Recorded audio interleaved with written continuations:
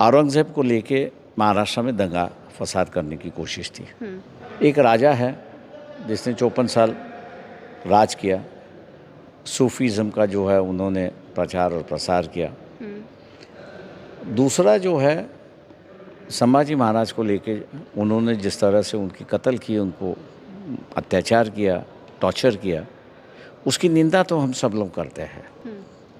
लेकिन उसी को लेके माहौल जो है वो बिगाड़ने की कोशिश चल रही थी और इसलिए संभाजी महाराज के टॉर्चर करने में औरंगज़ेब अकेले नहीं है। 2023 में लोकसभा चुनाव हो गया। 2023 में लोकसभा चुनाव होंगे। नमस्कार, आप देख रहे थे जनता लाइव, मैं हूँ आप सब रवीना। आज हम ऐसे व्यक्ति की जयंती मना रहे हैं जो महज 20 साल की उम्र में राजा बन गए थे और न सिर्फ राजा बने थे, महज 20 साल के होते हुए भी दबे कुचला वर्ग, दलित वर्ग और महिलाओं के कष्टों को समझते हुए काफ़ी उन्होंने प्रयास किए। और एक और व्यक्ति जो कि बाबा साहेब अम्बेडकर हैं, उनके जीवन में भी काफ़ी अहम भूमिका निभाई, चाहे उनकी शिक्षा को लेकर हो या उनकी मानसिक पत्रिका मूल नायक को लेकर। इन्हीं सब बातों पर चर्चा करने के लिए हमारे साथ प्रकाश बाला साहेब अम्बेडकर मौजूद हैं, जो बाबा साहेब के पुत्र हैं। तो इन सब चीज़ों पर चर्चा करने वाले हैं और जो महाराष्ट्र में अभी चल रहा है उन सारी चीज़ों पर भी चर्चा करेंगे। सर, सबसे पहले तो शाहू जी महाराज की जयंती है, उस पर आप क्या कहना चाहेंगे? देखिए, शाहू महाराज जी ने इतिहास जो है वो बदलने की नींव जो थी महात्मा फुले ने शुरुआत की थी, उसको वो आगे ले गए पूरी तरह से। और ना सिर्फ राजनीतिक बदलाव लिया है लेकिन सोशल बदलाव काफ़ी तरीके से लिया है।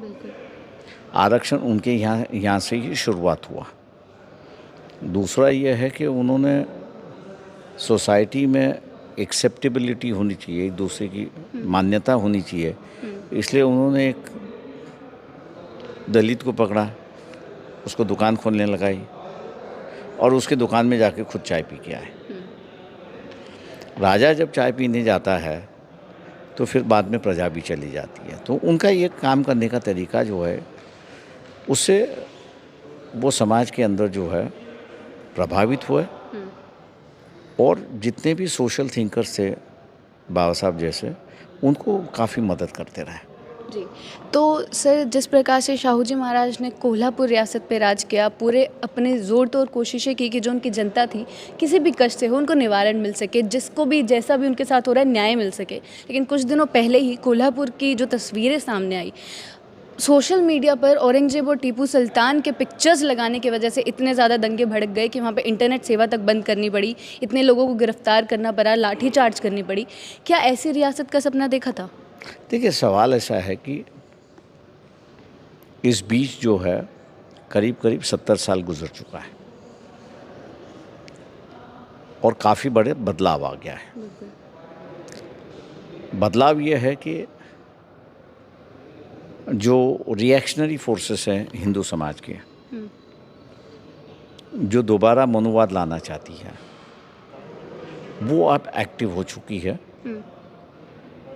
पोलराइज करने के माध्यम से उन्होंने जो है वो हिंदू मुस्लिम का दायरा अपनाया है और जितने भी मुस्लिम समाज के खिलाफ माहौल बना सकते हैं वो माहौल बना रहे हैं। अच्छा। ये रिपोर्ट मेरे ख्याल से सरकार के पास भी थी कि महाराष्ट्र में दंगा हो गए, 10-12 जगह तो महाराष्ट्र में दंगा हुआ, ऐसी एक बात है। और मैं समझता हूँ कि आम जनता अब इनकी राजनीति समझ गई है, इसलिए वो बहकावे में नहीं आए और इसलिए तुरंत ही शांतता हुई, ऐसी परिस्थिति है। उस समय जब महाराष्ट्र में दंगे भड़के हुए थे, जब सारे लोग इन सब चीज़ों को लेकर परेशान थे कि एक शहर जल रहा है, काफ़ी ज़्यादा हो गया था लाठीचार्ज वगैरह, उस समय देखा गया कि आप औरंगजेब की मज़ार पर गए और उस चीज़ को लेकर भी सोशल मीडिया पर काफ़ी आप को बोला गया, काफ़ी सारी चीज़ें ऑपोजिट में बोली गई। तो उस समय आप क्या संदेश देने की कोशिश कर रहे थे? देखिए, सवाल ऐसा है कि औरंगजेब को लेके महाराष्ट्र में दंगा फसाद करने की कोशिश थी। एक राजा है जिसने 54 साल राज किया, सूफीज़म का जो है उन्होंने प्रचार और प्रसार किया।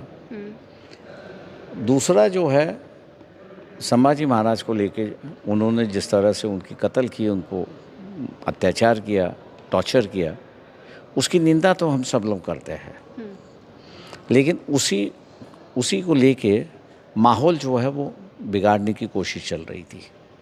और इसलिए संभाजी महाराज के टॉर्चर करने में औरंगज़ेब अकेले नहीं है, उनके साथ में और भी लोग हैं कि जिनकी तस्वीर जो है मैं हमेशा कहता हूँ कि ये जयचंद है, और उनके नाम सामने आने चाहिए। उसके लिए जो है वो हम लोग का प्रयास था कि शांतता हो, और हम लोग आज शांतता ले आए। आज के प्रेस कॉन्फ्रेंस से संभाजी महाराज को जिन्होंने पकड़ने में मदद की और औरंगज़ेब को खबर भेजी, वो गनोजी शिर्के करके उनके ही यहाँ के थे। और जो सज़ा देना आई वो आबा भट्ट जो उनके सलाहकार थे उनके है। जेमिनी कडू करके एक जो लेखक है, कुंबी समाज के लेखक हैं, एक इतिहासकार हैं, उनकी किताब में इन्होंने वो दर्ज किया हुआ है। और ये बात अब सामने आने से मैं समझता हूँ कि महाराष्ट्र में जो औरंगज़ेब को लेके और संभाजी महाराज को लेके जो झगड़े चलने वाले थे वो वहाँ पर रुक गए हैं और रुक जाएंगे। लेकिन इतिहासकार को हम लोग का कहना है कि वो इस बात को संशोधन करे और सही इतिहास जो है वो लोगों के सामने ले आए, क्योंकि जब तक सही इतिहास लोगों के सामने नहीं आता है तब तक मेरे ख्याल से लोगों को गुमराह करना आसान हो जाता है। और वही गुमराह करने का काम जो है वो आरएसएस बीजेपी कर रही है। मतलब मकसद आपका साफ साफ यही था कि जो इतिहास को तोड़ मरोड़ कर पेश किया जा रहा है, या जो लोग समझ नहीं पा रहे हैं कि हुआ क्या है हिस्ट्री में, बनी बनाई बातों पर विश्वास कर रहे हैं, और उसकी वजह से, क्योंकि सोशल मीडिया पोस्ट की वजह से दंगे भड़क जाना, सिर्फ एक फ़ोटो पोस्ट करने की वजह से दंगे भड़क जाना, एक इतने बड़े शहर में इतना पुराना इतिहास जिसका रहा है। तो ये देखिए कि एक माहौल बनाया जा रहा है यहाँ पर कि हिंदू हिंदू हो, मुस्लिम मुस्लिम हो, जैन जैन हो, ईसाई ईसाई हो, और ये माहौल मैं समझता हूँ कि देश के लिए उचित नहीं है। समाज को जो धर्म के नाम से बंटवारा करने की जो बात हो रही है वो मेरे ख्याल से देश के हित के लिए नहीं है। और उसी वजह से जो है ये दंगा रुकाने का जो रास्ता हम लोग को दिखाई दिया, उस रास्ते को हम लोग अपनाएं। और आज जो है महाराष्ट्र में पूरी तरह से शांतता है, शांति है। और इस इशू को लेके कि भैया यहाँ की रियासतें थी, यहाँ के लोगों की रियासतें थी, लेकिन यहाँ की रियासतें जो है उन्हीं के कुछ लोग दुश्मन से जाके मिले और इनकी रियासतों को जो है वो ख़त्म करवा दिए। जैसे मैंने कहा कि संभाजी महाराज जो है उनको पकड़ने का जो सिलसिला है वो यहीं के लोगों का है। तो ऐसे लोगों को बाबा साहब ने उनको जयचंद कहा है, तो इन जयचंदों से समाज को बचना चाहिए, यही हमारी बताने की बात थी। सर, जो इतने वायलेंस हो रहे हैं, कहीं ना कहीं देश भर में देखा जा रहा है कि हर कहीं हिंसा भड़क जा रही है। अभी मणिपुर की आप बात कर सकते हैं, हाल फिलहाल में महाराष्ट्र में भी वैसा देखा गया। क्या लग रहा है कि अगले साल लोकसभा इलेक्शन है 2024 में, बार बार बीजेपी पर आरोप तो लगते आए ही हैं कि जब इलेक्शंस आते हैं तो वो कोई ना कोई मुद्दा खड़ा करते हैं, कोई ना कोई किसी तरह का बंटवारा करते हैं। तो क्या लग रहा है 2024 के लिए तैयारियाँ चल रही हैं? अभी 2023 में लोकसभा चुनाव हो गया। 2023 में लोकसभा चुनाव होंगे? आप हमको मिलिए तो फिर मेरे ख्याल से 2024 के इलेक्शन के पहले तो आपको दिखाई देगा कि इलेक्शन ख़त्म हो गए लोकसभा की।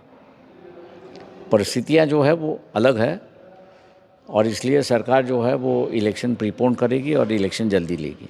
तो इससे फ़ायदा क्या होने वाला है अगर प्रीपोन होते हैं इलेक्शन? प्रीपोन होते इलेक्शन होंगे, प्रीपोन होने से यही होगा कि विपक्ष जो है वो इकट्ठा आने की जो कोशिश कर रहा है उनको उतना वक्त ना दे इकट्ठा आने की, आपस में सीट बंटवारा करने की। इनका जो बेबनाव है अपने में, उसका ही फ़ायदा उठाने की सरकार कोशिश कर रही है। तो मतलब आपको लग रहा है कि अगर विपक्ष एकजुट नहीं हो पाता है, जो कि तैयारियां चल रही हैं, पटना में इतनी बड़ी महासभा की गई है विपक्ष द्वारा, तो बीजेपी दोबारा से सरकार बना सकती है? बीजेपी हारी हुई नहीं है। देखिए, बीजेपी के पीछे लोग भी है, इसको हम लोग ने भूलना नहीं चाहिए। लेकिन विपक्ष अगर इकट्ठा नहीं होता है तो लोगों को यही लगता है कि सेंटर की सरकार चलाने के लिए एक मजबूत व्यक्ति की ज़रूरत है, और फिर वो मजबूत व्यक्ति फिर मोदी ही सामने आ जाते हैं।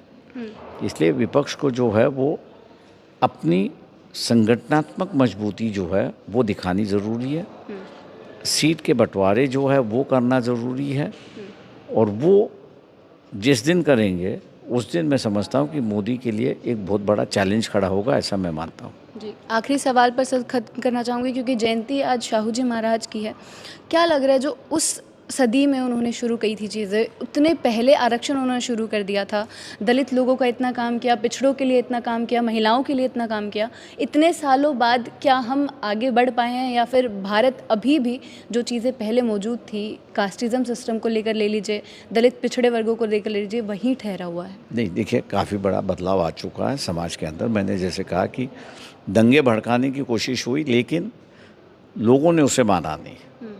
जात पात की राजनीति करने की कोशिश हो रही है, लेकिन लोग उसे मान नहीं रहे हैं, लोग उसे बाहर निकलना चाह रहे हैं। समाज जो है वो आगे बढ़ना चाह रहा है, और ये मैं ये समझता हूँ कि ये सबसे बड़ी उपलब्धि है संविधान की, कि उन्होंने इंडिविजुअल जो है, व्यक्ति जो है व्यक्ति को व्यक्ति के रूप में देखना चाहिए, और व्यक्ति जो है वो अपने रूप में अपने आप को देख रहा है। ऐसी परिस्थिति है। Thank you. बहुत बहुत शुक्रिया आपका हमारे साथ बनने के लिए। तो हम आपको यही दिखाने की कोशिश कर रहे हैं कि जिस प्रकार से पहले का भारत था, उस टाइम पे छत्रपति शिवाजी महाराज हो या छत्रपति शाहू जी महाराज हो, जितनी कोशिशें उन्होंने की थी कि उनकी रियासत आगे बढ़ सके, विकास हो सके, लोगों के लिए जितना उनको न्याय मिलना चाहिए वो मिल सके। आधुनिक भारत में भी हम उसी चीज़ की कल्पना कर रहे हैं, और कितने सालों बाद भी हम कहाँ तक पहुँच पाए हैं, कितना विकास हो पाया है, उन सारी चीज़ों पर चर्चा करते रहते हैं। जनता के मुद्दे आप तक पहुँचाते रहेंगे, बने रहे हमारे साथ। शुक्रिया।